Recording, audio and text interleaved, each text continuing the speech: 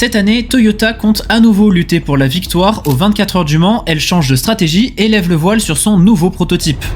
Exit la GR010 hybride et l'écurie Gazoo Racing, bonjour Toyota Racing et la TR010 hybride. Derrière ce changement de nom et le retour d'une livrée à dominante rouge et blanche qui n'est pas sans rappeler les GT1 des années 90, Toyota met les petits plats dans les grands et revoit complètement la philosophie de son proto. La partie avant a été entièrement redessinée avec des entrées d'air dirigeant directement les flux vers les pontons latéraux par le biais d'un nouveau splitter et de canalisation d'air repensée sans pour autant aller à l'encontre de ce qui existait déjà sur la GR010. L'idée, c'est de conserver la capacité du proto précédent à générer beaucoup d'appui dans les courbes tout en maximisant la performance en ligne droite en minimisant le nombre d'obstacles aérodynamiques, ce qui permet tout simplement de ne pas être freiné par l'air et donc d'augmenter la vitesse de pointe.